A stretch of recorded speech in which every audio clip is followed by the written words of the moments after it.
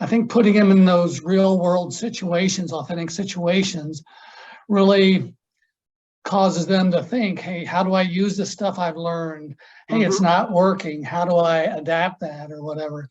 So again, that's part of sales as well. I mean, I know I have, like Nicola mentioned, I was in the sales world 20 plus years before I came to academia. So even though they think I'm a dinosaur sometimes, I say the principles don't change. I mean, how they're applied, that could adapt, but, and so cool. Getting them into those actual settings and trying things and even failing, and then coming back and seeing why it didn't work and how it might be improved. Well, I think we're getting ready to be pulled back in. My timer over here is expired, but welcome back, everybody. Welcome back. We'd love to hear from somebody in each room. You know, what was something really interesting that you heard, or maybe a big challenge you have when it comes to trying to train them how to qualify leads? So we had room 1, which was April, Barry, Doreen, Linda. Which one of you wants to share a little bit back? I guess I'll start and all the others can supplement. We were all over the board. We had some that don't address it at all. And we had others that incorporated into lecture, incorporated into role plays, incorporated into assignments where if you don't include the qualification, you lose points. Even scenario building that the student must identify what level of qualification they even need to proceed in a red light or green light type fashion. But we were really all over the board. Thank you. Thank you. Yeah, you know, a lot of variability here. It's hard when you have a semester. How can you fit everything in that you want to and get the students to apply it? Thanks, Barry. What Stefanie, about? I wanted to add one more thing that we brought up, which is important. I think Marty wrote it down, is we need to understand which classes are they first level, advanced, like which classes are these being taught in? That's a great point. Yeah. And, you know, do you add levels of intensity and, you know, a higher level dynamic perhaps as you advance along? That's a really good point. Thanks, Linda. What about room 2? In room 2, Nicole, Jeff, I don't know. That was us, Jeff. Oh, hi, yes. Stefanie, it's Nicolo. Okay. So if you guys don't mind, I'll share for room 2. We did discuss, Marty dropped in at the end, and we did discuss a little bit which classes and with which intensity. And I believe that everybody agreed that sales fundamentals, you don't push much on this process. You may scare a lot of the students because you're still on basic skill acquiring process. However, in the advanced sales classes, we do push these concepts of qualification. I was giving the example, I do give the students a real world of sales project in the advanced sales class where they do have to go out and sell. They have to sell themselves, like to find a job, and they have to sell sponsorships to the Global Sales Program. I am with FIU, Florida International here in Miami. That part of the class is 30%. So you do not go and qualify and close projects, you're not passing the class, right? So, and it's very clear from the beginning, they do have every week a sales call where they have to review their deals. How are they moving through the pipeline? What are they doing to qualify or not? And it's a sales manager, sales professional meeting where we are discussing the qualifying process, right? And how are they doing? They are not getting response from the customers. Why not? Do they know anybody else in that company? Do they know somebody that knows somebody? I mean, whatever happens in the real world, that's what they're getting in the sales, in the advanced sales class for qualifying and closing. Excellent. Thank you, Nicolo. If I missed anything, Jeff, or I don't remember all the other names in the team, but please feel free to jump in. No, I think you covered it pretty good. Great. That authentic. Thank you. Right. Yeah, I love that in the advanced group, you're actually, you know, getting in there and qualifying and getting them that training. Fantastic. What about group 3, room 3? We had Brian, Chuck, Concha, Hi, Karen in that group. I volunteer Bryant. You had a lot of good ideas, Brian. Plus you got a headset on. Well, okay. We heard a variety of ideas. Again, it's similar to room 1. It was all over the board. Similar to room 2, we had one person whose students qualify companies as they're going out and considering, trying to get a job, and how do I qualify this potential company where I'd want to work versus that company. We have some lecture material personally in my classes, and I think one other person said they have different examples that they use with students that work well. And we've heard about a case study and one guest speaker thing. So a variety of different techniques that are possible. And and we heard about the buckets, the ABC buckets. Did I miss anything, anybody? I think that's kind of a snapshot. That's wonderful. So there actually is an assignment where the students are trying to look at which job they want to take after college, and they're going through and doing that. Is that what I'm understanding? Concha, wasn't that yours? Didn't you? Was that your example? Yeah, that's mine. So so they have to come up with qualifying criteria and what their ideal job, right? Their ideal prospect. And then they have to come up with a list of potential or prospective companies that they would work for. And they have to go through the qualifying criteria and figure out which would be the top pick. And they also use their assessment. As Marty knows, they use their assessment feedback as well in that qualifying criteria. So where would they be the best fit? What company's the best fit for them? And then they have to actually reach out and do an interview with at least one of those companies. Oh, that's so smart. Great. Thank you. I love these sessions. We all learn so much. Wonderful. Thank you. Now, room 4. Who do we have in room 4 that wants to share? We had Anita, Barb, David, Lee, Nicole. I was already voluntold, so it'll be me. Go, Barb. All right. So kind of, I think right along the lines of everyone else, we were sort of all over the board in terms of a lot of discussion, definitely discussing it, definitely going through acronyms and different things like that to go through the process. Not as probably big on the activities and the assignments, although Anita does have an assignment that she uses along with spin selling, where they then do a role play to do the qualification with a partner. So I really like that as well. Also, Lee mentioned using the sales enablement HubSpot certification, because that kind of goes through that qualifying process as well, and things like that. So I think we're kind of right in line with what everyone else has been saying. Okay, excellent. Thank you very much. And then last but not least, room 5, Charles, Jen, George, Patrick. Which one is it going to be?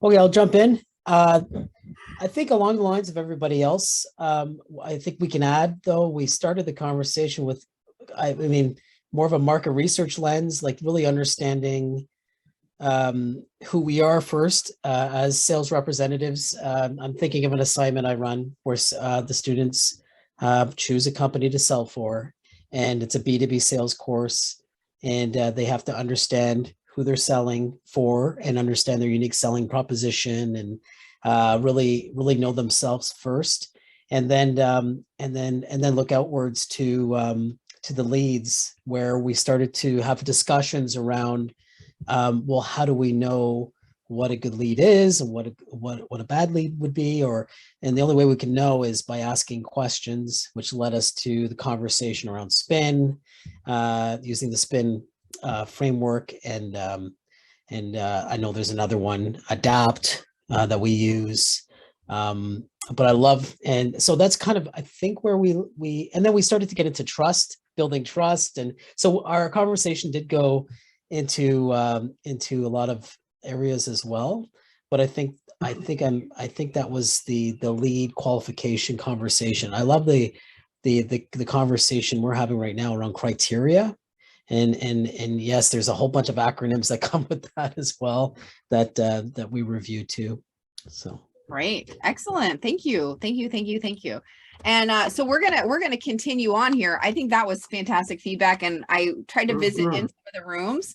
And one of the things that I just love is that as academics, there was, no awkward silence. Like nobody knew what to do on the Zoom breakout. Everybody knew.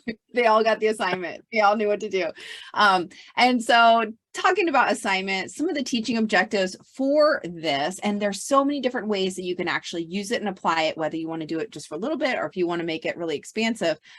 Really helping the students understand deal qualification is such a big opportunity, and getting them to apply a methodology and actually use it. And so when we apply things, we start to process them better. So they're going to understand MEDDICC, and then they're going to improve some of that that sales knowledge that they have. Now, Mike, let's go ahead and start talking about what we are bragging about that is such a big deal here on MEDDICC. All right, great. Well, now we're right to the meat of it. So what is MEDDICC? So just kind of I don't know if we have a poll. I guess we'll just show of hands. Anyone familiar with MEDDICC? Oh, a couple, yeah. Marty Maybe in the chat. Maybe in the chat. Yeah, just put in the chat. Who's familiar with MEDDICC? That would be great. Oh, very. A lot of people are saying yes. Yeah. This is awesome because at NCSM, no one knew what MEDDICC was. So this is very, very refreshing. This is fantastic. Well, I think some of them are saying that they heard us talking about it. From us. Yeah, we heard from you guys a couple months ago. We got one that said, I heard about it, but that's it. So this is good. This is good. Great. Well, so MEDDICC, so I've been using MEDDICC for a number of years. Again, in my first job out of college, I believe it was Reuters. So they were using MEDDICC even there, and it actually has evolved over time. And you'll hear some different variations. You'll see MEDDICC with 1 C, MEDDICC with 2 C's, MEDDICC with the 2 D's, and a P called MEDDICC. And so this is kind of this is the form that I've been using when I was at Salesforce and IBM. And the acronym stands for metrics, economic buyer, decision criteria, decision process, identify pain, champion, competition. And what this does is that it enables sales to qualify the opportunities efficiently, but also determine what additional resources are needed. So for instance, if you say, okay, we've identified the pain, we're not sure how to get to the economic buyer, well, we might need to get some leadership in there, maybe an executive sponsorship to get to a higher level. And so that's what this is one, it keeps us honest on whether there's the client honest on whether there's an opportunity or not, but also keeps us honest as well. And what that does is it helps us focus on the deals at our hand, but also helps us shorten sales cycles and looks to see whether there are gaps in our sales cycle there. And so, and you'll also see another variation, the champion. So you'll see champion replaced with coach. I like champion because I really believe, and this is in my opinion, and some other organizations believe that champion, if you develop a champion, all your sales opportunities, that is pretty much, you're almost at that finish line, right? You can identify pains, you can identify the economic buyer, but if you have a champion that's inside selling for you, right, another person, that's really going to increase that probability of closing that deal.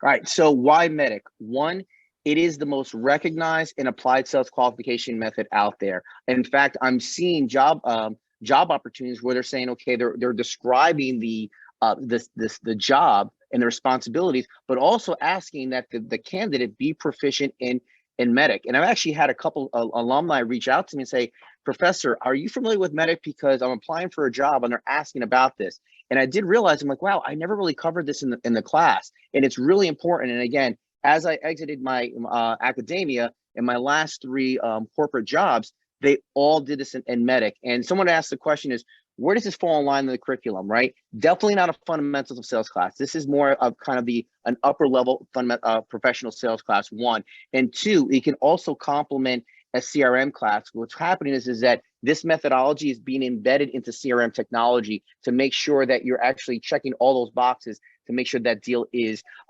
qualified. Also, it better prepares students for the sales profession, right? So again, I know a lot of you have done a phenomenal job. We all do with the discovery process, the role play, the ability to handle objections. This is just going to complement that and get them more prepared for the sales world. Application to gain resources support the sale.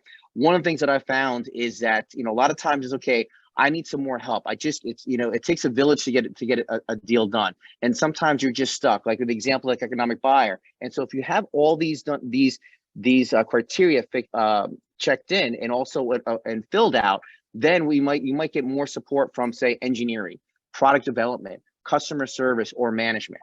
And also helps the sales programs develop partnerships. So we're actually going to show you not only how we teach this in the classroom to develop our students, but how we can develop resources on our own to help enhance our sales program as well. All right, so here's the overview of MEDDICC. Here's then we're going to provide all these resources, by the way, at the end of the session.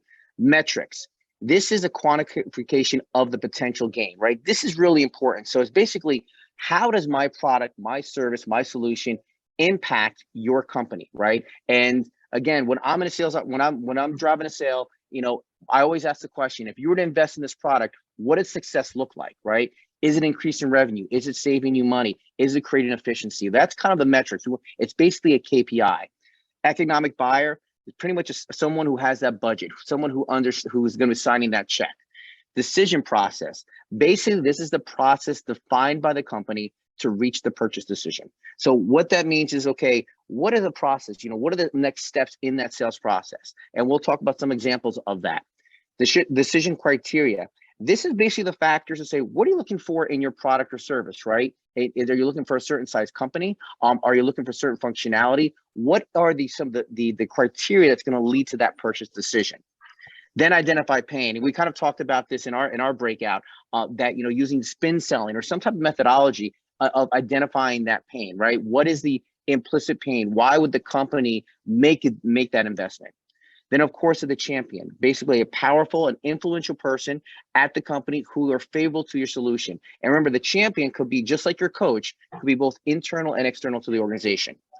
And then competition. And competition just was one of the last factors that were added to this acronym. So the competition is basically who you're up against, right? What are some other systems? What is the solution? Or what are the other alternatives that your client has as well?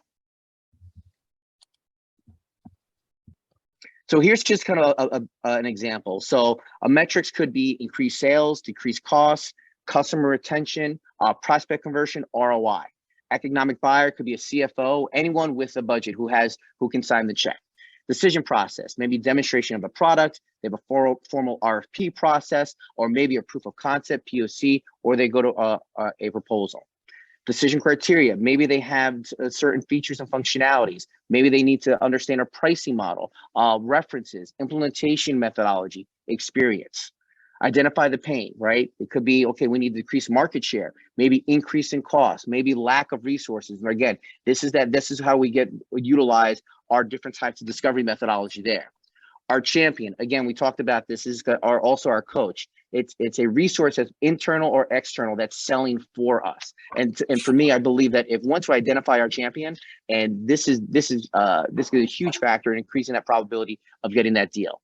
And last but not least is our competition, right? Any person, a vendor, or initiative competing, right, that's providing another alternative to our solution.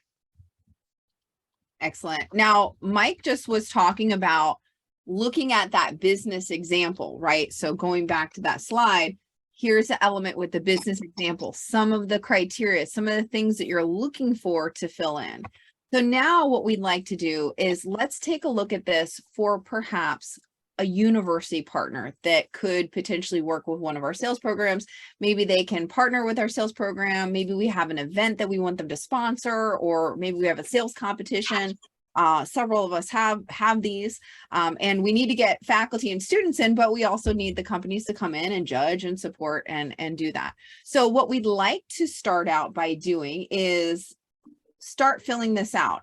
What would we be looking for here from each of them? And we thought, you know what, why don't we do this in a fun way? So I'm going to go ahead and put in the chat, here's a Jamboard that we can use so that we can actually all add to this. So I don't know if you've used a Jamboard before, but if you haven't, this is your chance. You just click on the link. We've got the anonymous capybara has just joined. So all of you are probably going to be anonymous. What you do is you click on this little sticky note, you open it, and then you add whatever it is, and then you hit save and it'll post it. So you can make your sticky note bigger or smaller. So when it comes to metrics, I've put in here, if we're looking at a university partner, some of the metrics that they might be looking for, maybe they're looking at how long it takes for a student that is from your school to ramp up, or maybe it's a student that comes from one of your sales competitions or the events. So in order to say, you know, am I interested in working with this school? Well, looking at the past or looking at who we have here, how long does it take a student from your program to ramp up and really start contributing? So you can go ahead and start posting sticky notes in here. What are some of the metrics, some of the criteria that the companies would consider when they're thinking about working with your program? Okay, so great. That's a really good one. You know, how long do your students stick with the company? Perfect. Nice. How many students can they access during one of the events, right? And you can change the color of your sticky note. You can make it bigger. You can make it smaller. You can organize them by themes on here as well. And so this is a way for us all, try to at least put one in there, more if you can think of them. See what other people are writing, and then we can kind of organize those. And looks like we're getting some good ones in here. Oh, how diverse the student population is. And this is all going to be shared with you, so you can keep this. So we're kind of like all creating, we're, you know, we're crowdsourcing here some thoughts, and then that way you can start thinking about that. Maybe you didn't realize that diversity in the population is important, or the ramp up time, or the number of students that you have. And so maybe you'll be able to start to identify, here are some of our strengths, here are some of the things that we need to work on. So I see a lot of them coming in. Are they, are the students willing to relocate, or are you in an area where the students are going to want to go work? Where do the students take jobs? These are great. These are really great. The diversity mix. So we have, we can put some things in here, the themes that are together, and feel free if you want to move them and organize them so similar ideas are together. This is great.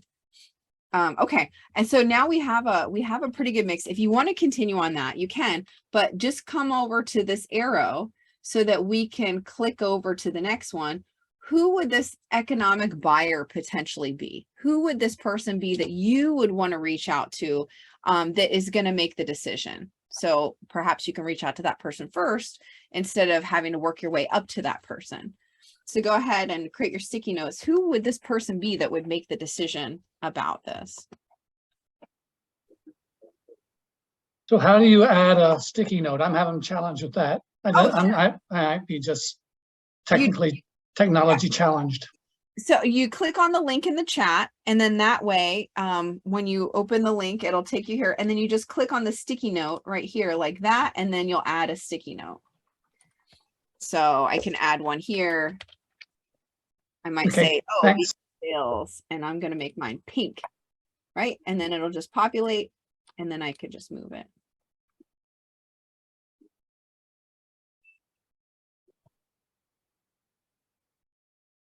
To different people. Could be HR, talent acquisition, could be a recruiter, SDR manager, director of sales, HR. This is good. Yeah, and for everyone, it could be different. It could be similar between the industries. This is great. This is great. Okay, let's go to the next page then. What is that process? What's the process that the company uses to make that decision?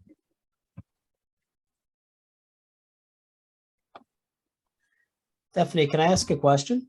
Please. Just regards to this exercise, the context again, are we representing, are you asking on behalf of the university or the private partners? So the economic buyer for one of the private companies, or exactly? Yes. That's right. Yes. Okay. Thanks. Yeah. This is all focused on the company itself. Right. Thank you.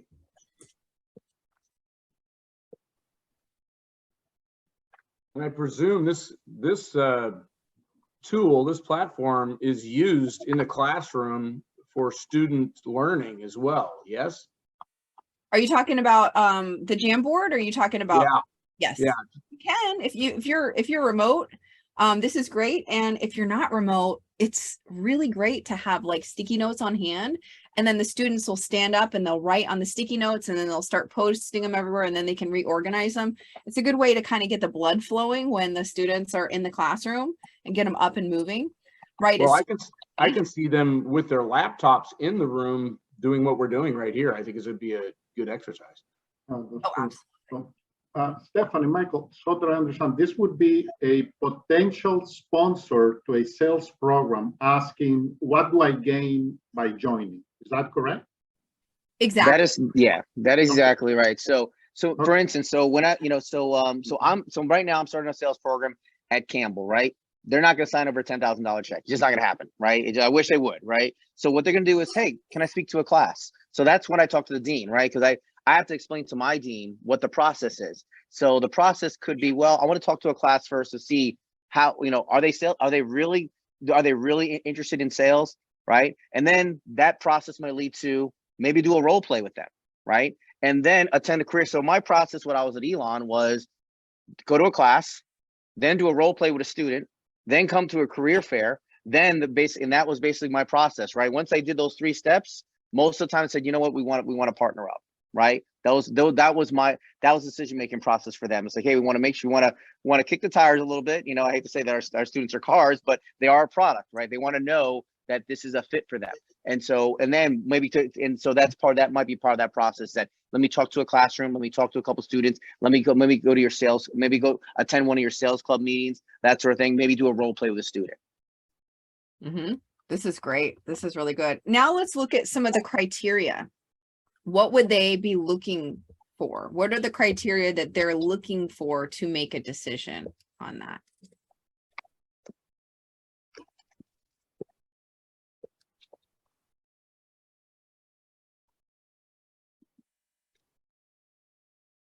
Maybe part of that criteria is that location, right? Have enough how many hires? Mm-hmm. Right. Yeah. How many hires they need to make? Do they need to hire one person? Do they need to hire 5? Are they hiring 70 people in the next year? All of those are going to be really depending on like how much budget they have and how urgent it is. Criteria, and I think one was mentioned before, is diversity of students, right? Not only of background, but of a geographic location. So for instance, that companies will say, for instance, I know when I was at Elon, I had a couple partners say, we'd love coming to North Carolina, but a lot of the students at NC State just want to stay in North Carolina. So 60% of the students at Elon were from the Northeast. So they didn't know that, right? So that's same thing with Campbell, right? They might say, we're looking for students in the Southeast, right, that want to stay local versus move to other places. Diversity in population is one of them, or just proximity to where that company is located. This is great. I love that everyone's collaborating. It looks like most of you have at least something to say here. Now let's go to the next one. This is the pain. What is that pain that's going to get them to say, you know what, we need to get into a university program, right? Is it that they are hiring people and then all of a sudden those people realize that sales isn't for them and they just didn't know it? They're talented students that are graduating, but then all of a sudden everybody's dropping after about 6 months because they didn't realize what sales was really like. Is it that turnover? Like, what is that pain that you need to really to understand to get them to say like, oh my gosh, we need to just work with university sales programs to get our hires because the students are trained and they're ready to go. Oh my gosh, this is amazing. Everyone's this is awesome. This is absolutely amazing, right? Because now we understand the pain points, right? And so this is kind of a roadmap, right? You feel this is kind of, and this complements our discovery process, right? We're all very well versed in how to coach our students to get that information. But if they're not getting this roadmap, if they're not getting to these pain points, then we say, okay, then this is not a fit, right? So this is perfect. This is awesome that you guys are brainstorming on this. This is great. This is really good. I think, Mike, we're going to have to go through this and put something together with like an overview of what we found here. Yeah, absolutely. Yeah. I mean, this is even helpful for me, just understanding some of the things that you've uncovered. Yeah. This is excellent. Okay, number 6, Champion. Who might that champion be to help you bring somebody into it? Is it like an alumni that's graduated from your sales program, that has a voice? You know, remember, we want that person Other partners. Really out, is. right? So that when they say something, people actually listen. Who's that going to be? Is it the hiring manager? Does a recruiter really have a voice there? Is it a board member maybe that you have? It's going to be powerful. Sales managers, good. These are good. I love these. They're just rolling off here. Excellent. And what I love about being able to brainstorm like this is that when you have a group of people and you call out some of the items, that makes you start opening your brain to all the other opportunities and potentials that are out there. Excellent, excellent. Okay, so we have one more here. What about the competition? So, you know, what are you up against here? Is it just to do nothing? You know, which is usually what happens, is that they don't make a move. Is it some of the other schools? Is it, you know, Indeed or LinkedIn Recruiter, or, you know, what is it that we're up against? Status quo. I like that. Other programs.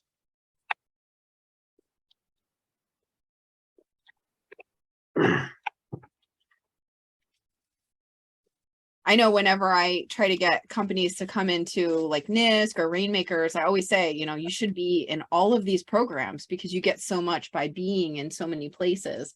You know, not like us versus them, but like this is a community to really dig into. This is great. This is really good. Okay. All right. And I think they're going to keep trickling in a little bit here. But I wanted to get back to this. And so just like a little bit of high level, right? So metrics could be that retention, could be performance, ramp up time, right? Maybe the economic buyer could be that director of sales or the VP of sales, the decision process. Maybe one of the items could be, listen, we make our decisions in our budget by August. So you have to make sure you get in before that. Maybe the criteria they're looking for, that location or how they performed before in the past. The pain, it could be that the great resignation and they need to fill the talent pool, identifying the pain, right? And then the champion could be that, you know, maybe it's an alumni that's pushing it forward. And then the competition could be maybe some of the other recruiting firms out there. Brian, I see you have your hand up. But you're on mute. Okay, yeah. I'm trying to unmute myself and lower my hand. Okay, so just one question. Under the competition, as I was looking at that screen, do you ever broaden that so it's not just the competition, but what are the barriers? Because I was thinking of that. I was thinking, well, a couple of the companies that have decided not to partner with me in the past, it wasn't that they had other sources of funds that they were. It's not like they were thinking the barrier wasn't where do I put my funds. And your question was competing for the same funds or resources. The barrier was more sort of internal company politics. Like, I'm not sure I want to partner with your school because my director VP was actually an alum from one of your campuses in a different region in your state. And that person really would rather try and nurture a partnership with that other campus and just things like that.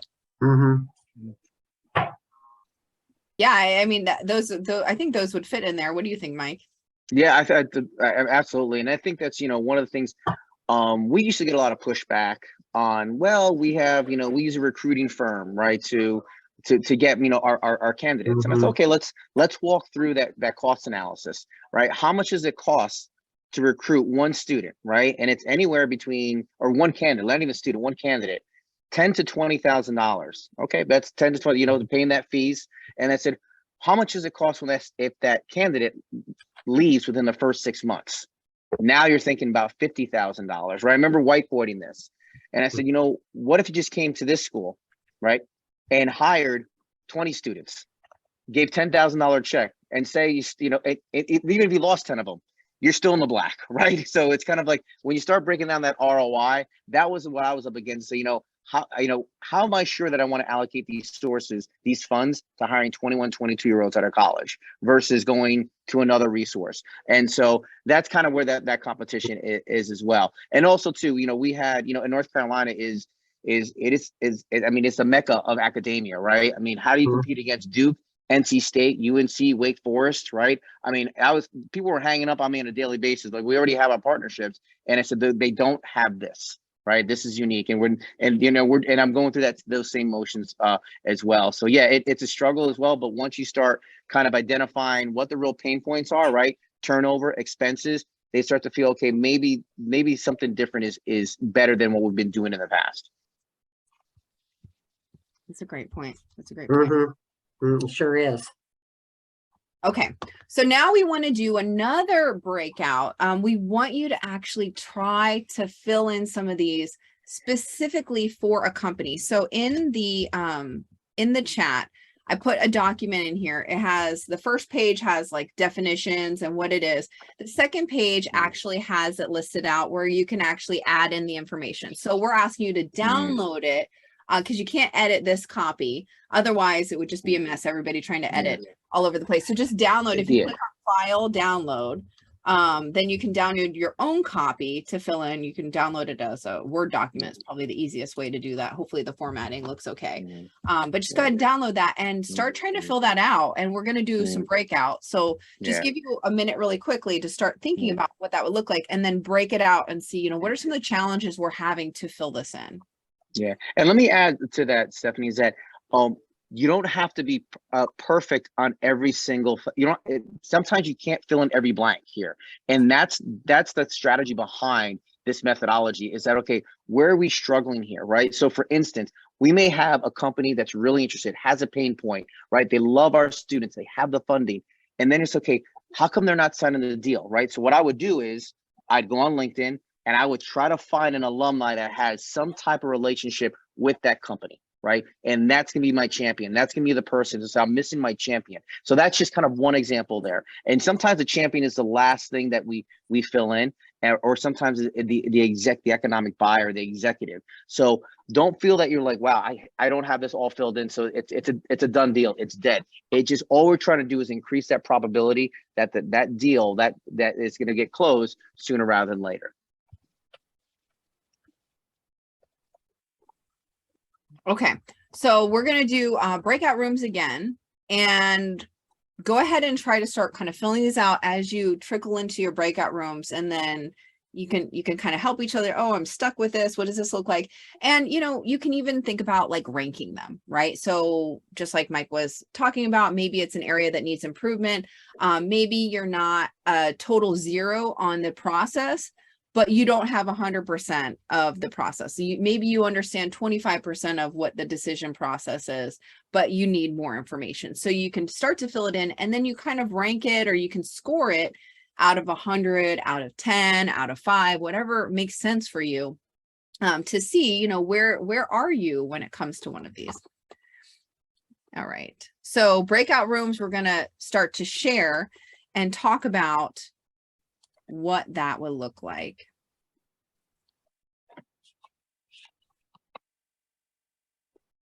All right, does anyone have questions before we go into that? I see that you're hard at work filling these in. You're asking us to choose a particular potential target partner and then fill this out with that particular prospective partner in mind. Is that correct? Exactly. So That's correct. You're going into a working room. Everyone's going to be working on this, and then maybe you can share some thoughts and ideas, or where you're getting stuck, and then we'll share back here. What are some of the sticky points that were a little bit challenging? What are the areas that were a little bit easier? And then, just discussing, what was this process like? Do we have any like epiphany moments where we're like, oh my gosh, I've been trying to work on this partner and I never realized I needed this one element that I never really thought about before. And maybe if I start focusing here, then it'll go through.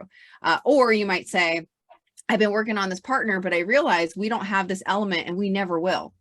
And so we should just move on and cut our losses. So the breakout room participants are not necessarily all focusing on one shared agreed partner. Everybody in the room might have a different partner in mind. Exactly. Okay. That's correct. Yes. Okay. All right, great. All right, good luck on here.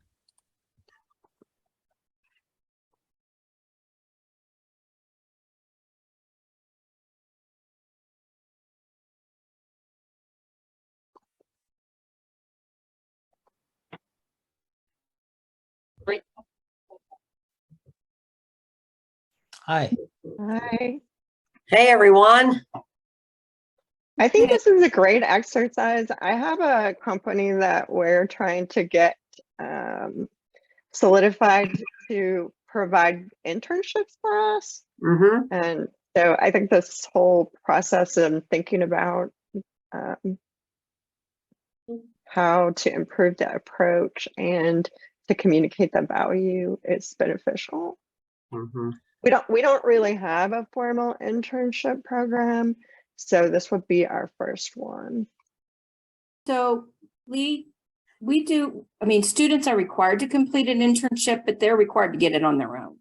But we have to do it, okay? And can I take your order, please? Is not considered a sales internship. The internship has to meet sort of a floor level of criteria.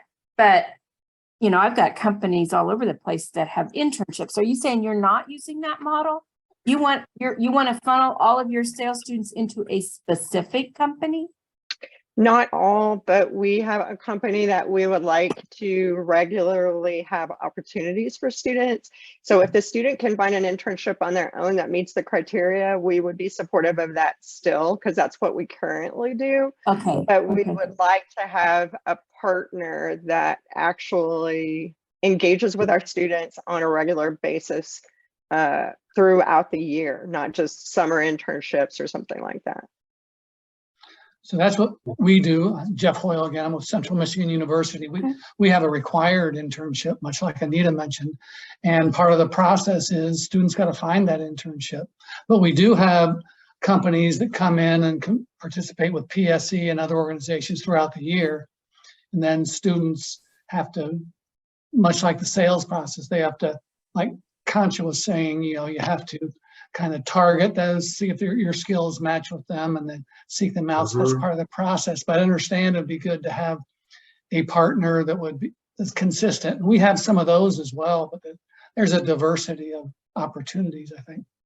Right. Well, and different partners are looking for different qualities in sales, even, right? So, but some of the things that when you're talking about regular partnerships, the Exponent, for example, I can send students to the Exponent and they'll get a job selling advertising for the student newspaper. And I know they can get the job. I mean, hire anybody. And it's commission only sales. So it's not like the Exponent's putting their skin way out on the line, you know, to hire just about anybody who I would send over there. So, but I think being a resource for students is a really important aspect of my role. Oh, sorry, I turned my video off here in the wilderness. It helps with my bandwidth. So, you know, things like Pepsi, they regularly hire, you know, 100 Purdue students, and some number are ours, but sales. But their hiring process is concluded in October. So, you know, you got to be way early in there if you want to assure yourself a good opportunity there. But I also like to have partners who offer internships around the country, because I'm not sure about your program, but our program, we got students from everywhere. You know, so they want to spend the summer back home in Arizona or back home in California or something, and having partners that have internships available around the country is really important. That's a good point. Yeah, because I've got students, half of them about in Michigan. I'm in Michigan. The other probably 20 or so % in continental US, and the rest are international. I got 6 students international. Yeah, and our international students have unique challenges when it comes to finding internships, particularly paid internships. Yeah. So, you know, that's a whole different sticky wicket. Yeah. Typically, we got student athletes that are recruited in from other countries, and they have connections. So for employment back home, if you will. Yeah. So there are some issues in getting. Well, and I let my Chinese students, for example, they can do their internships in China. Yeah, I've had that as well. Interesting. As long as they're meeting the requirements and filling out the paperwork, and I'm getting the assessed from But I have to have an interpreter sometimes. I don't read Chinese or they have Russian. to send it to me in It English. has to be in Yeah, English. good for you for taking it. Yeah. You guys keep up Have the trouble with good English discussion. sometimes. I'm jumping to Okay. another room. Okay. Hi, everybody. I'm just curious. Marty. Hey, Hey, Marty. hey, Oh, this is going great. I was just listening to let's see, it was Lee Allison, Jeff Oil, Anita Dale, Patrick Charlton, I think is, and they were talking about internships in particular, trying to find companies that how do you pitch the opportunity for students to get an internship. And so that's the only room that I popped into this time because I needed a little break to cough and get some water. Allergies, you know. This is going really well. It really is. yeah, I love that they're so engaged. And I mean, I feel like that the data that they put together for the Jamboard, it's really rich. I mean, Oh yeah. there's some serious insights to be able to share there. Absolutely. Yeah. I've already had quite a few people ping me and say, you're recording this, right? We're going to get all these slides, right? Yes, yes, yes. Yes, exactly. And that's great. You know, that at the end of the day, success for us is that people are implementing it, they're using it. We're not And that's success for them. we're just selling them on the idea of training the students to be really prepared. So. Right, right. Okay.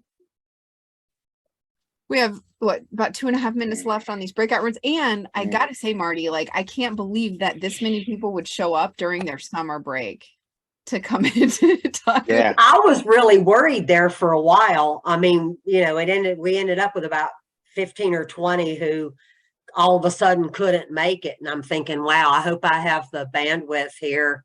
I've got super duper high speed Comcast, Xfinity. But what happened this morning, I was thinking, oh my gosh, I hope it's all going smooth. You know, when you're organizing something, you know, unlike you guys, I'm not responsible for presenting it. I'm just responsible for making sure that everything works. So I was getting a little freaked out earlier, but yeah, I think it's great. Like I said, I was trying to find a time that would work we got a couple of folks up in British Columbia and Canada. And so we obviously found a good date and a good time. And thank you guys again. Sure. And I mean, we have over 20 people that are in that MEDDICC handout to fill it in. So that's terrific. Yeah, we love to see that they're actually, you know, using it. People are not, it doesn't look like people are just like listening to this while they're doing their laundry. Well, there could be a few of those too, but yeah, a couple of people had to pop off, but you know, if you get the gist of something and you know it's going to be recorded later, I think that probably prompted a few folks to say, I can't really change my schedule knowing that, but it's different than being able to participate like you guys have done such a great job of the board and the, you know, breakout. I'm going to use breakout rooms a lot more, but it's so funny because typically I just do in a large group, I just do a quarterly board meeting. And so nobody's breaking out because we're all talking together.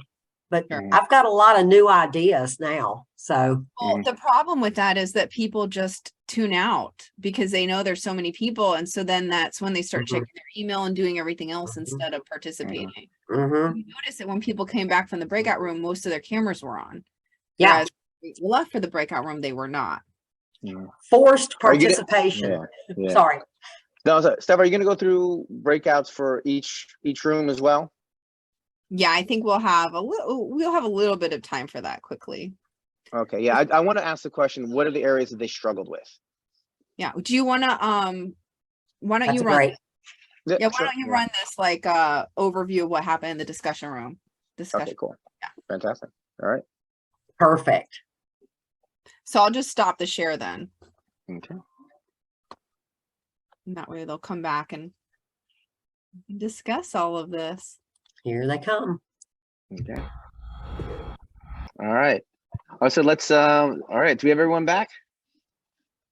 We do. All right, fantastic. So let's I know we were a little bit short on time and want to make sure everyone kind of gets input. So let's start backwards. Let's start with group 5, right? What did you fill out? What did you guys discuss? And how did how did you find the exercise? And was there an area that you struggled with as far as filling that out? And group 5 is Linda, Karen, Doreen, and David. I can probably talk on this one since they helped me the whole time. All right, Karen. It was a great exercise, and I had a situation that I dealt with yesterday, and so here were my comments. And it's embarrassing to say in the large group, but I don't think I really understand what their decision criteria is. Mm-hmm. Right. Like, I'm kind of mad that they're not like buying into what I think it should be. So I was like, I'm not totally sure here. And my competition is a weird competition. It's potentially alumni that work in this organization that have promised to refer all of their friends that are currently in the sales program. Right. Oh. So I'm like, nip that one. Oh my gosh, I'm competing against myself here. So that was disheartening. Thanks, Mike and Stephanie.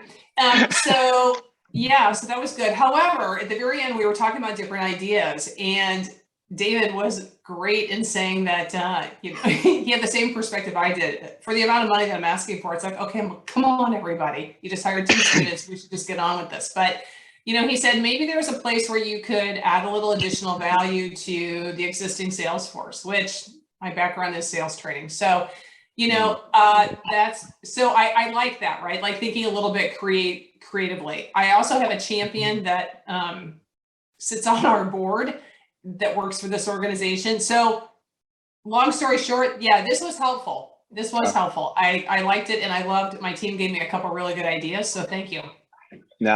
No, it's fantastic. And that's another one we struggle with, right? Is decision criteria. And sometimes we're like, why don't we go back and ask them, what's your criteria for, when working at IBM was always us versus Accenture. And it's just like, I go, how are you judging us versus the other SI partners or systems integrator partners? And like, that's a great question. And it kind of puts a little bit of feet to the fire. It's like, what are we being judged on here? So, and I think it's fair to ask, right? And again, some of you mentioned challenger sale. This is kind of the challenger sale methodology, right? And if they refuse to answer it, then they really don't have defined criteria, right? And that means they're just kicking tires and they just want to visit your school just because there was maybe a cool restaurant and bar next door. I have no idea, but sometimes that happens quite a bit, right? All right, thank you so much.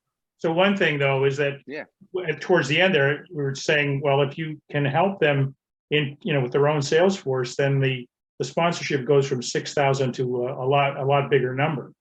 Right. So anyway. There's lots of opportunity, just figuring out how to wend your way through them. Great point. That's a great point. Great. All right, group 4. Thanks. Thank you. Just a refresher, group 4 is Anita, Jeff, Lee, and Patrick.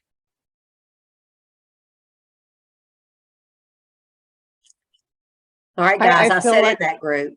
Go ahead. Yeah, I feel like my team was consumed with my own problems. So we have a situation where we have a partner that we're trying to establish a formal relationship with to provide at least some specified number of internships each year, because right now it's very ad hoc. The students just have to go out and find it on their own.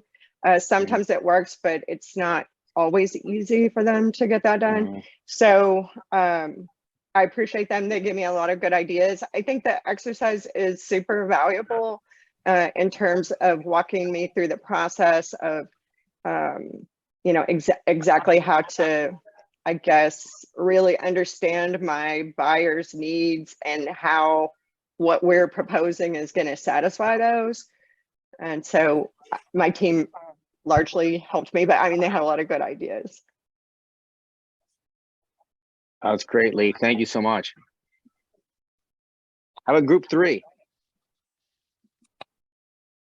That would be April, Charles, and George. George, I see you have your, Charles, you just took your. I was going to suggest George.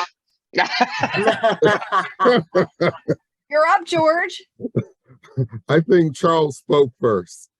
All right, Charles. Well, it was interesting. We were talking about, some of the examples. I called it kind of the white whale, who you've been trying to get and trying to kind of figure this out. And George was talking about, a company that he's working with right now, and, found, someone who was both the economic buyer and potentially the champion for this, and, kind of how to work through that system. And,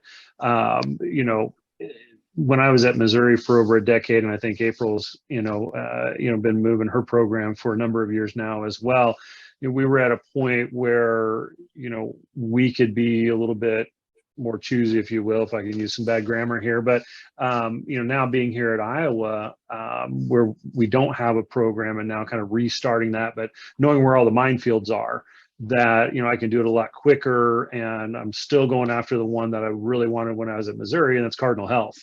And, how to walk through that process, because I think many of us probably have some programs who are in their way, one way or the other, is a free rider, that they're able to get a lot of students, but they don't really directly impact what we're doing. And I was explaining to them, they kind of did an end around through a leadership program that we have. It was a name program. They could give a little bit and feel like they were contributing, but it wasn't directly to what we were doing. And it just so happened that we have some students every few years that were in both programs. And so that was an interesting problem for us. That's a really good point. I see that sometimes with companies that come in and they want to talk to whoever is the president of the sales team and try to get into a meeting there and try to have them coordinate an event outside of what the program is offering. And sometimes, that can be kind of frustrating. No, thank you. I love the number of companies who just want to talk to the top students. If I could just send them a short list, that would be That means just your top student. But back to the criteria thing, though, I think this is important, and I try to teach the students this through that example, Anita, is, I have people say all the time, show me your top students. I was like, well, let's determine what lane you're in first. And Marty, what I'll do with that assessment is really helpful for us to figure out what lanes the students are in. And then I can tell you the top one for your lane, because that's not a universal top student. And so there's part of that criteria right there, and a great example. Yeah, I think a lot of the folks on the forum today are using the Chally, so that's it's one of its real give backs to university. Yeah, no, it's great. No, thank you, Charles. Appreciate it. All right, I think we're on to group 2, correct? That was Shannon and Brian. I think we're in that room.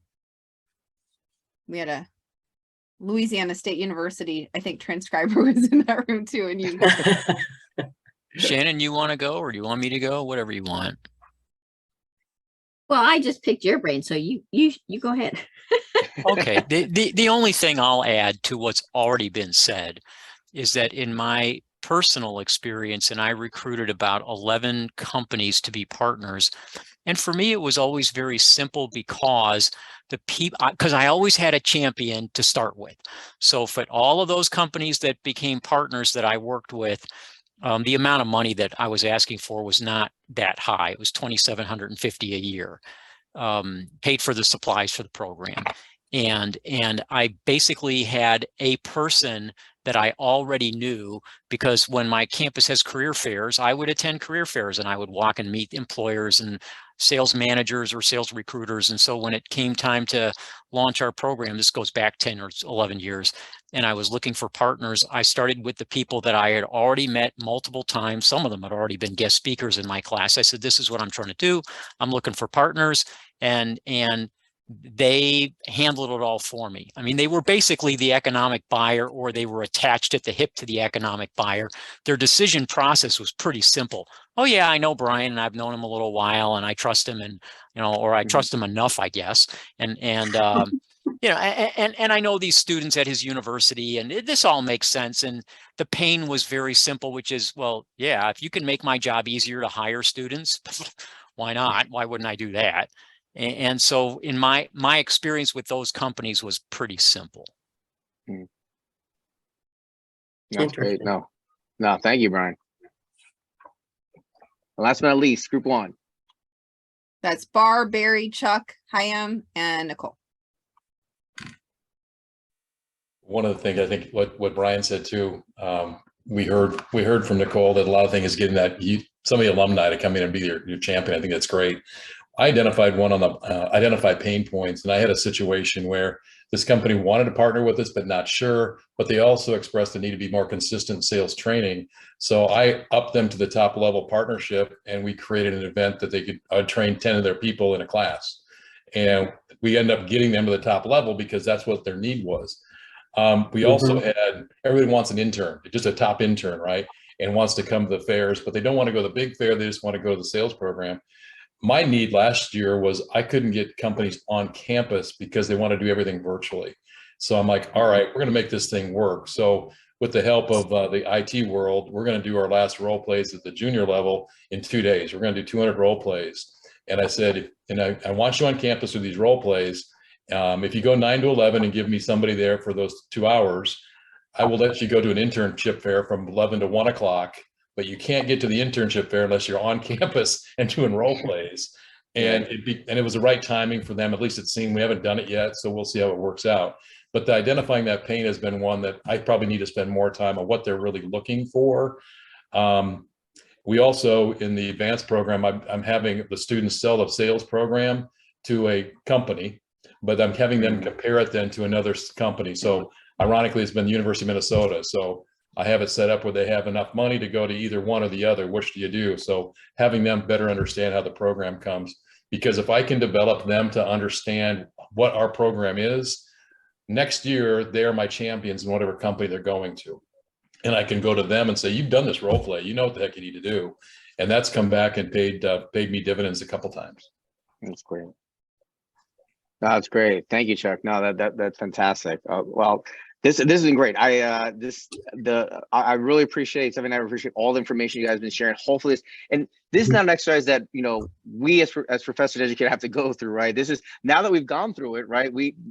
Congratulations, you're all now experts on MEDDICC, right? And there's some factors that are easier and others to fill out, right? And there's some sales cycles where you can close it with, you don't have to fill this thing out, but it's an exercise to go through, especially if we're teaching our students B2B complex sales. So now we're going to share is how do we implement this? And there's 2 ideas, one from a short-term perspective and one from a longer-term perspective. Sure. Thanks, Mike. And great job, everyone, on your breakout rooms. So you can actually implement this, like Mike said, short-term, you could do it long-term. You would start out and you'd overview what are those internal resources that you're trying to grab. What does this look like? What is MEDDICC? Right, in the overview, this would be in a shorter training. And then you can also apply it to a case. You can have students, maybe they're practicing a role play, maybe have them fill out that sheet ahead of time before they practice a role play. And maybe the goal in the role play is to start to uncover these and see how much they're able to uncover in that actual call if they're applying it to a role play. Now, those are simple things that you could do to cover this in a class period or a week. Or if you want to extend it to make it longer, then you can apply it to a university partner, a potential partner, or have students work on teams and present this at the end of the semester. In my classes, I have like a honors section of my course where I'll get like 2 students in the class and I have to change 30% of the material to be considered like an honors course. And so I can give this to the students. Before, what I was doing is just, maybe you'd have extra credit or, you're just doing this, go out and try to find these partners. Now I'm able to actually give them some criteria to look for and help them to understand and diagnose why is it that you're not able to move forward. Sometimes they get students in a directed study. That means that they were not able to get into the class that they wanted to graduate, or it just didn't fit for them somehow, and they need to get an upper level credit. So they'll do like a directed study, which is either like research or project. So I can have them use this for the whole semester. An advanced class is wonderful to use it for. Maybe the sales team wants to work on this, and this is the project that they're working on so that they can actually, add these skills. Or maybe it's just a student for extra credit. I have that in my syllabus. You can get extra credit if you work on trying to pull partners into the program and get them to sponsor events. So now there's credible information and a rubric so that they can start to look at that of what actually works. So Yes. And so, you can have them fill this out for the case. If they want to look at the case, what do we know about it ahead of time, and where are the gaps, so that we can really identify and confirm information and discover new information.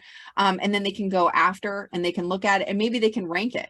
Say, okay, we have 25% of what we need. We have 95% of what we need. So to kind of look at it that way, they can even color code it. I know Mike is like really big into color coding different levels of opportunities. So you could just look at it. And if you see all green, you're really good to go.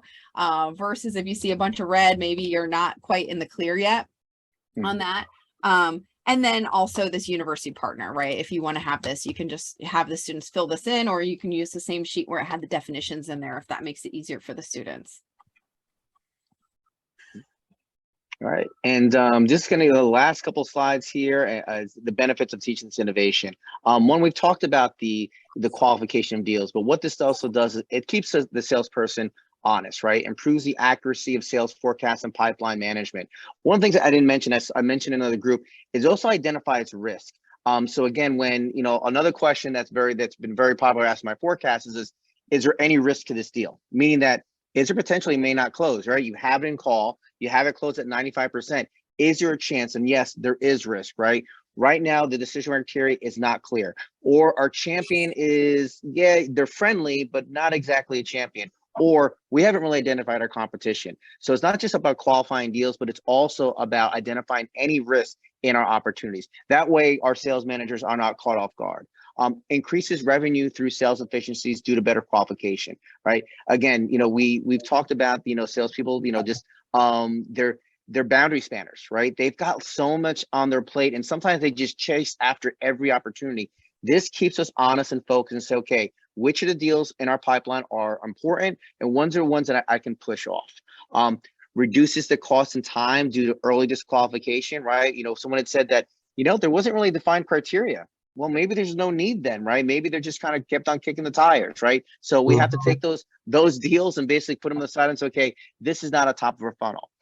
Also creates a common language with our sales and our ecosystem. So again, I always say it takes a village, right? Especially in complex sales. So when we talk about who's our competition, who's our metrics, what's the economic buyer, we all have kind of a common language, what we can agree on.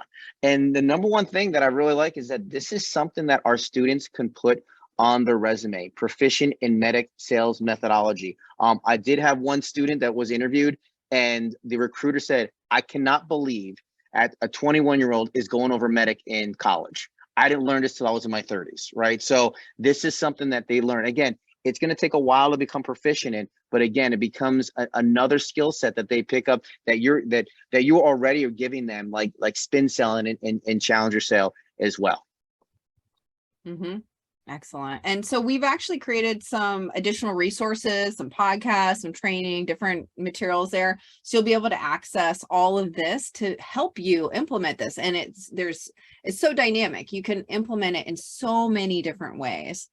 And I think we're opening it up to discussion and question and even other topics. Is that right, Marty?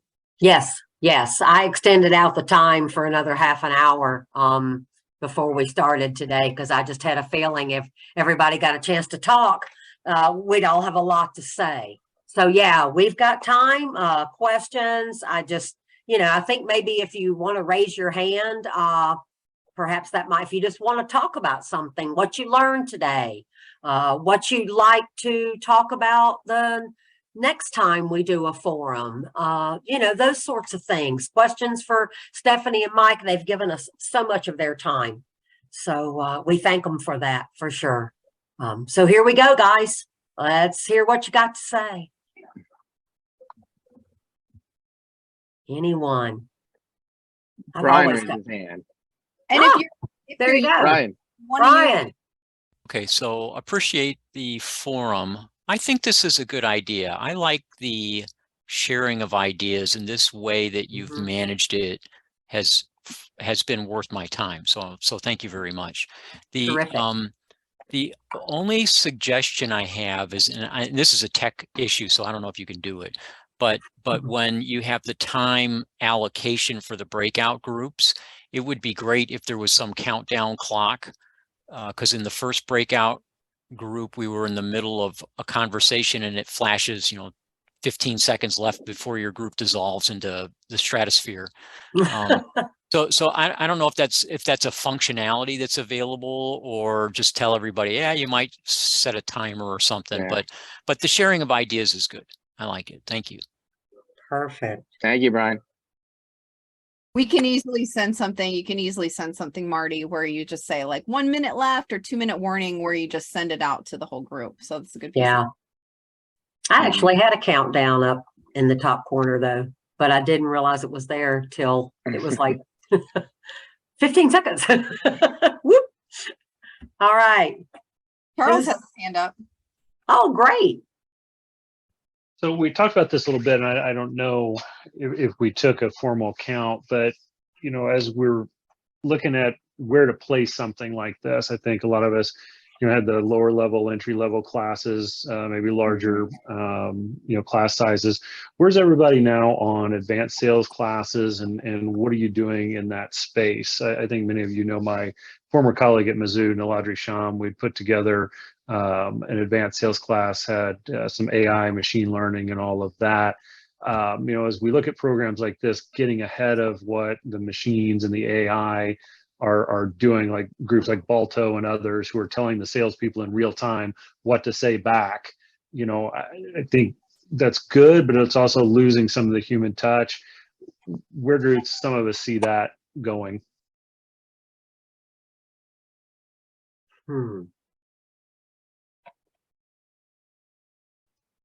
Well, I'll jump on that, because that's actually, you know, I'm actually putting together a sales analytics class, right? And so the big thing is, you know, that, you know, there's this big transition, right, where digital complemented sales, and now they're thinking it's reversed, right? That digital is now complemented by the human person. And you know, again, I've worked at Oracle, I worked at Salesforce, I worked at IBM, I worked for a small company called Sprinkler, another one called CloudGenix, and none of them are using AI, right? It all comes back to the human behavior, right? That human connection. AI can tell us, right, what the right lead qualification, what, you know, what's the right presentation, what the functionality. What I've actually kind of looked at is, you know, utilizing Einstein into Tableau in our CRM class. But again, if the data that the salesperson, that human being is providing is good, right? That's the AI is just not gonna, it's not gonna work. What I have seen is that a lot of the AI is working from a B2C component, but and again, it all depends on what type of, where your program is focused on. That B2B complex sale, right? AI is still complementing the human touch, right? That's not gonna go anywhere. I don't care what articles, what you know, what articles are out there, what Forbes are saying, what Business Horizon is saying. The humans aren't, AI is not, the machine is not going to take over the world, right? Humans are still needed for that complex, and AI is just going to help us just become just a little bit more efficient and complement what we're doing already and make us more competitive. So that's what I kind of teach in our classes, that, you know, I always say technology, and this is something that I wrote in my dissertation, right? Technology does not define the sales process, it complements it. And that's always going to be the way. Now, it changed during COVID, but now as we go back to that human touch and going face to face and going to conferences and doing event planning, I you know, the AI is still a piece of it, but it's still a small element of that B2B complex sale. And I introduced that into my higher level sales class, but mostly in my sales analytics course as well. Well, I would complement that or add to what Michael just said. I just was talking with a graduate who's in the 3D printing space in the sales area, and he was talking about he's just moved and he's traveling more, and we were talking about how COVID had us all in this virtual space, and now everybody's saying, hey, come back, let's meet. So I think there's that complement, figure out what the right mix is. What some companies are still a little, and people are a little cautious of making that transition, so you have to be understanding of that. But I think that mixture, back to Charles' question, what am I teaching? I have a sales stack assignment, and that changes all the time. So how do you use that? And I don't want to get so mechanical that we lose the personal touch. So I don't know what the right mix is. I change it and kind of adapt to what the latest and greatest is and go from that. So I don't know if that helps. Yeah, I always joke that I graduated high school in 1990 using a typewriter for my senior paper, and then I started my sales career in 1997 on Windows 97. And, you know, in that short gap, you know, from 18 to 25, the world changed. But I grew up analog, but I was young enough to grab on to digital. But if the computers go down, I can keep going. And I think that's our spot, is us being able to teach them how to do math without the calculator. Because if you want to have fun, go into a Walmart when the power goes out and watch them try to make change. Yeah. So true. Great point. And I have to say, you know, like as far as my students, I'm using Rainmakers and AI is helping the students to do a lot of role plays. So now I'm not spending my whole weekend evaluating role plays. Instead, I'm looking at the total data and then I'm adjusting my teaching that way, or I'm looking at it, or I'm, you know, the bot is on my behalf evaluating and doing role plays with the students. But at the end of the day, I still have my students doing live competitions with real people. I haven't just completely erased that as well, but I found that it's helped them and it's helped me have a little bit better quality of life on the weekends, at least with my family. And that's very important. Mm-hmm. Oh yeah. Is anybody struggling at all? I know with our sales program, we at some point had like 70 students that wanted to be on the sales team, and everybody wanted to travel, and they were fighting over who got to travel where. And over the pandemic, a lot of my students just are not interested in even attending sales team meetings or being on the sales team or getting involved at all. And so I don't know if anybody found any, you know, magic pill to help students get re-engage yet. But I'd love to hear what people are doing. I'll chime in. We're starting to go back in person now on campus, and we're still in this kind of transition phase at our college where the majority of my courses are still online. Like we're operating remote using Zoom, but I'm on campus for one class. What I found was helpful, to your point, Stefanie, is just taking on a hybrid approach where I'll just open up my laptop in class, have the Zoom link still, and allow students to chime in on Zoom or show up, and just to try to be as flexible as I can, and as well works both ways, because if I go down, at least my students are trained to regularly either show up or go on Zoom, so I can send them a note. Okay, this class is just going to be on Zoom this week, and I think that's perhaps going to be our new reality. Where we're gonna where, you know, like we all know companies are deciding one way or the other, or a bit of both. And I think that's relevant to what's happening in the economy. So I kind of envision this other option now, where, you know, where perhaps we had to show up in person at certain events in a sales context. Now I think there's going to be this digital aspect where we're always going to have to keep in mind and maybe leverage. So I found that's been my easy quick fix, and and I mean, it's not the highest quality experience for the Zoom attendees, and I tell them that right away. I say, listen, can you hear me? Yep, they all can hear me. I may move out of camera once in a while and deal with the humans in the class, right? And right, but they have the slides, they have all that stuff. So I think that's going to be the way I'm going to be moving forward with a lot of my my on-campus activities, is always having kind of that hybrid approach. Yeah, I think personally, you know, I'm unique because I don't have students, but I've talked to a lot of folks who say they think every conference should be hybrid. I know that the Sales Educators Academy last month over at Aston, they experienced so many people who could not travel, weren't allowed to, or, you know, chose not to. So they did a hybrid, and they had probably 80 to 85% of their attendees come in through Zoom, and just a few, the rest were there in person.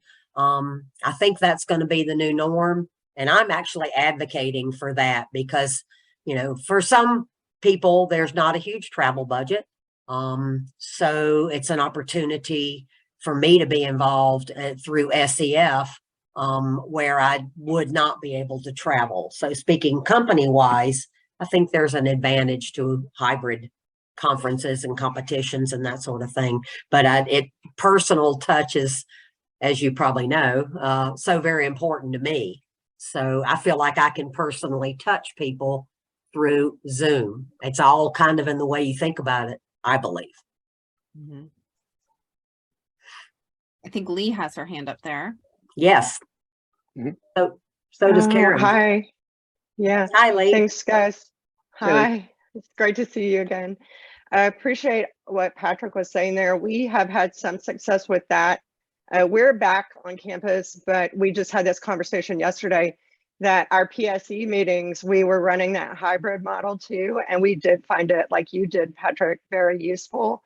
But we now feel like it's kind of a crutch, and maybe, you know, we would just like to get more face-to-face engagement. So I think I don't know that we're gonna totally eliminate it, but I think we are gonna dial that back. One thing I did in my class, and I think I will forevermore do this, is that I feel like all of our students were really robbed and harmed through, you know, the experiences that they lost over the last 2 years. And so once we finally did get back in class, which really I feel like last semester was it approached normal. In the beginning, we were in the mask, but by the end, we were out. And I would just start every class by telling my students how fortunate we are to be together. And I would ask them to get up and, to the extent that they were comfortable, go and meet somebody in the class and give them a compliment, or, you know, get to know them or something like that. And so I just really tried to build in this idea of connection and engagement with them, to just kind of, I feel like their psyches are very damaged. I mean, I'm not trying to be hyperbolic. I just could notice that. And so I think something small like that can really go a long way to like helping them feel comfortable, helping them reconnect, because already they tend to really be pulled into their phones and devices. And so then with COVID, it was just more of that. And so to just think they're going to come back and feel comfortable striking up conversations with strangers, and, you know, it's just, you kind of have to get them back into the groove. I'm just I know there's people, you know, all sides of this, but I definitely don't like the new normal. I don't want that to be the new normal. I do think we have to do what Patrick is saying and support alternate things for people's comfort levels and stuff. But, you know, I'm really about the old normal, like human relationships, the joy of that. I'm on campus, by the way. Are you? Yeah, that's good. Okay, thanks, Lee. How about Karen? You got your hand up? Yeah, I think I'm only add just a little bit to that, because I fully understand what Lee was just saying. I think there's a couple things. One is, I love what she's doing. I do a lot of that in my class too. I'm always saying, okay, it's time to go make a new friend. As long as, you know, everybody's comfortable moving around. We talked about that early on, but, you know, I talk a lot about how it is out in the business environment right now. So it's not so much, this is my opinion, but these are the things when I'm talking to businesses, here's how they talk about this, right? And so I'm just sharing with them that most of the businesses are going to hope that you come back for a certain amount of your time, right? So maybe it is 2 days. I mean, we're in Seattle, so Microsoft is talking about this all the time, right? You know, and Amazon.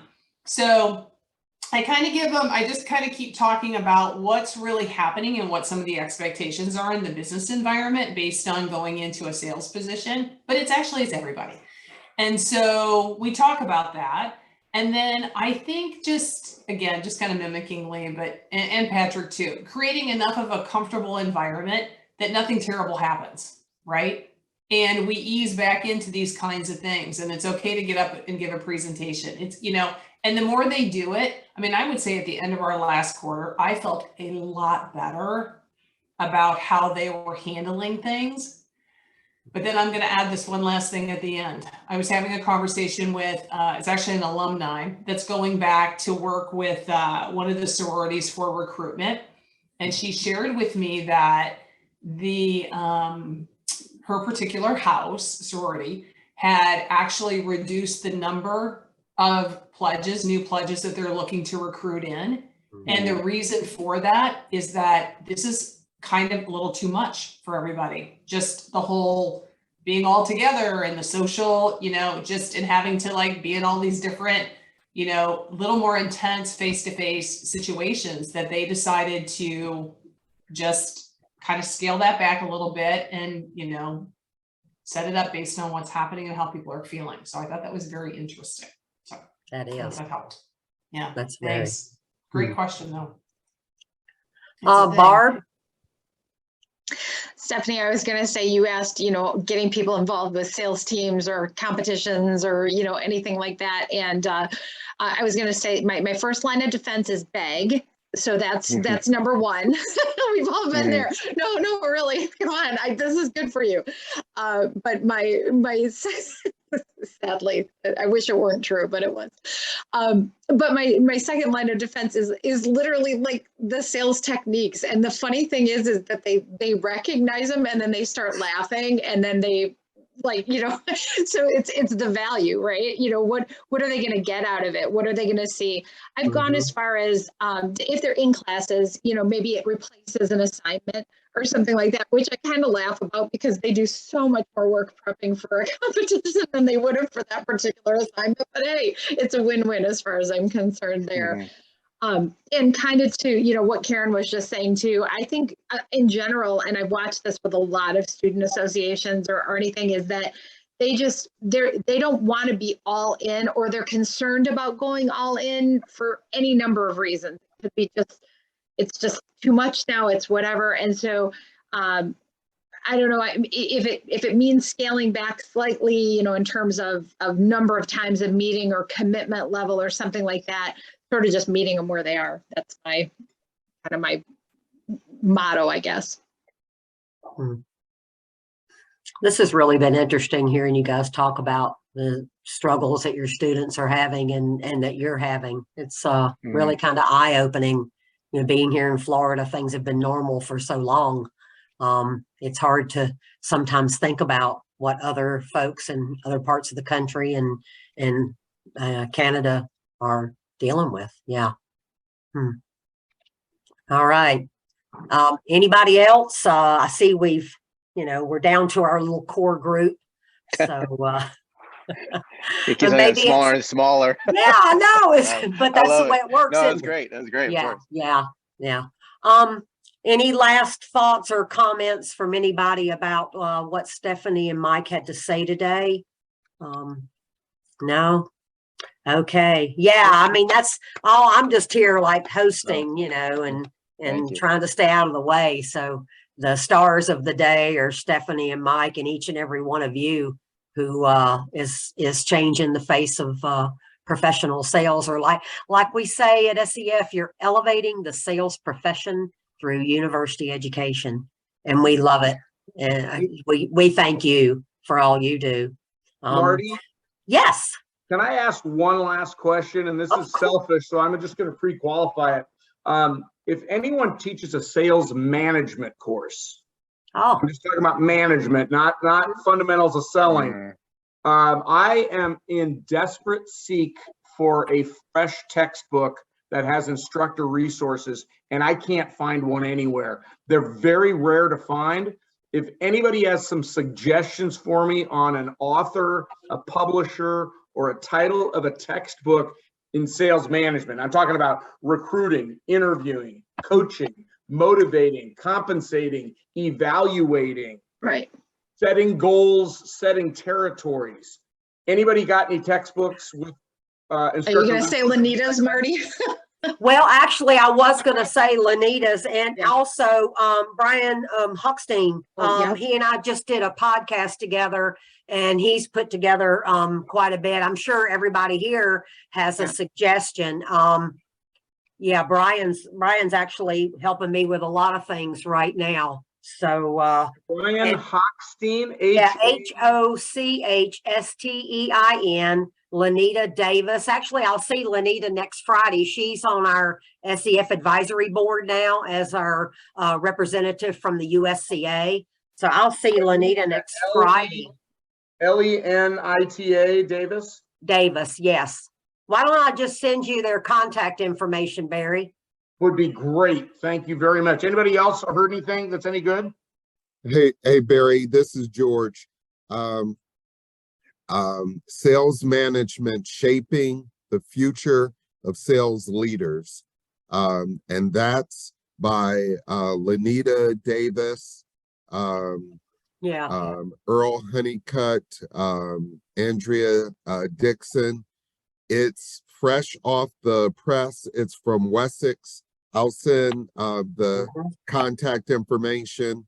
I've literally gone through and read it like twice. It's very relevant. You know, it does a great job of providing profiles totally across the gambit. So, you know, addresses diversity. It's a great resource. Thank you, George. I much appreciate that. Sure. And if you're using the Chally, don't forget there's 2 profiles that Chally has in sales management and sales team lead. And speaking of that, I'll be sending out the fall 2022 kit. There's been some major changes. So you'll all be getting that. I think August 8th is when it's scheduled to go out. So, all right. Anybody else? Okay.